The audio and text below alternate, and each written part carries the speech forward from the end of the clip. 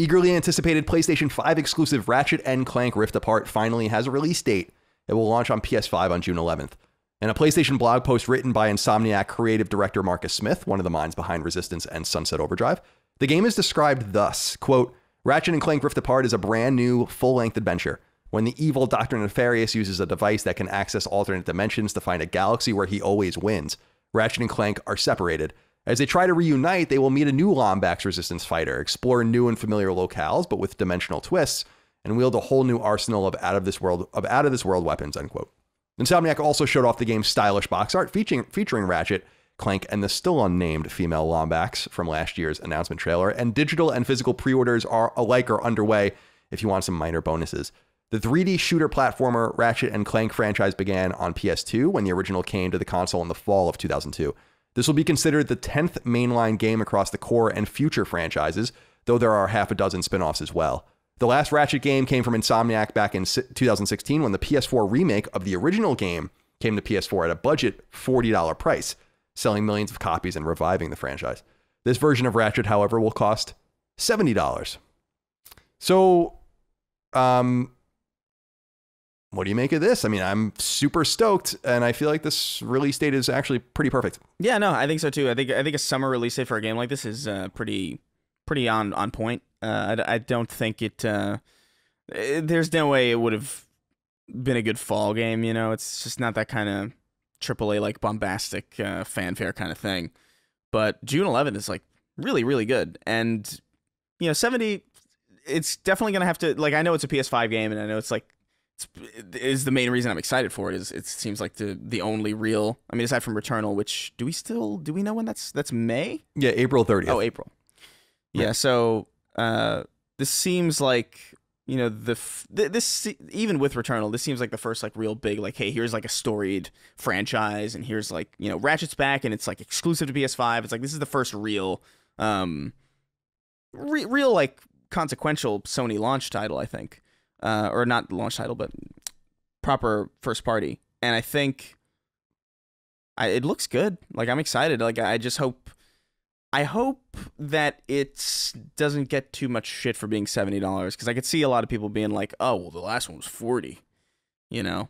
I could see that being like a thing where it's like, I don't know. It's definitely going to have to justify itself, I think, at that price. Because most $70 games are probably a bit longer than this is going to be, I would imagine. Like, I don't imagine Ratchet and Clank games are particularly long, right? They're not like long in the tooth. Yeah, like 15 to 20 hours probably, I would say. Like the big ones. Yeah. Yeah, we'll see. Crack in Time and those. Yeah. I'm looking forward to it though. It looks really good.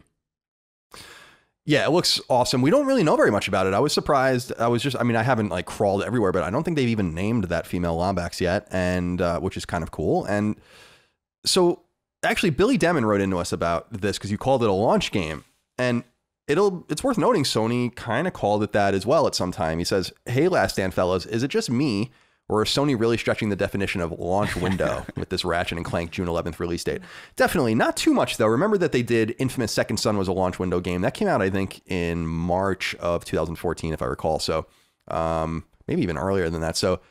Yeah, they're not getting too crazy with it. I imagine that the game was probably supposed to be done a little earlier and COVID screwed it up. Yeah. Now, it's 5.5 weeks removed from Returnal. I think that's awesome.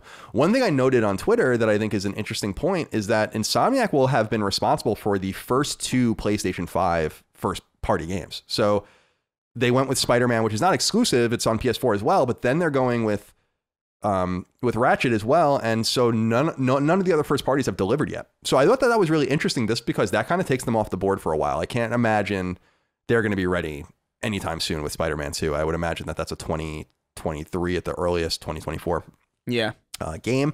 And so I thought that was kind of fascinating. And then the other thing, like you said, was the price tag. I don't know exactly how they're going to handle it, because Ratchet and Clank on PS4 in 2016 was a remake, and I don't know if that is why they charged $40 for it, but I think they were just kind of testing the waters.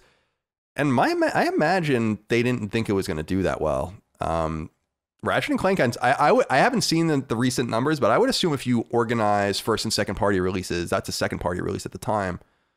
If you organize them by sales data, Ratchet's probably in the top 10. Yeah. So I think $70 isn't that crazy. I was actually expecting that it was going to be 60 because I thought that they were going to play the similar kind of game where we're going to be a little cheaper with this one. But I think people are not going to regret the $70 price point. And Brian, my trophy hunting buddy that does PlayStation trophies, a popular YouTube channel, he predicted a 93 Metacritic score for this game, which I thought was incredibly bold. And I don't know that he's going to be that far off. I have a really good feeling about this game.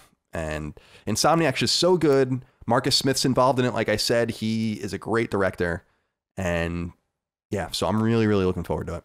Yeah, no, it looks good. I'm excited. I think it's funny though about it because it's like the way you were with Crash Bandicoot coming back was the way that I was with Ratchet coming back. I was like, do people really like, is Ratchet and Clank that important? And it's like, oh yeah, I guess it is, especially because it was a reasonable ask. I mean, Ratchet really wasn't relevant for a while.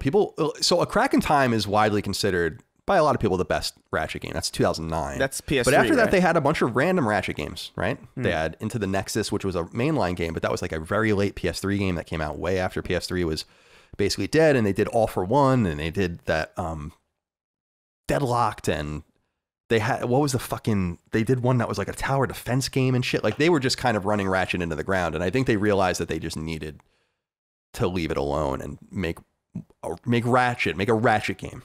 Yeah, as opposed to like all these other things. And so they did. And I think it's really great. And I also noted, man, Insomniac, $229 million. Just going to reiterate. They've already delivered 2 PS5 games, or they're going to deliver 2 PS5 games in the first 6 months of the console's launch. I would say that they got their money's worth, Sony. Yeah. And if I was Ted Price, I'd be pretty fucking pissed. But maybe not. I mean, Ted Price got probably $100 million out of that deal. So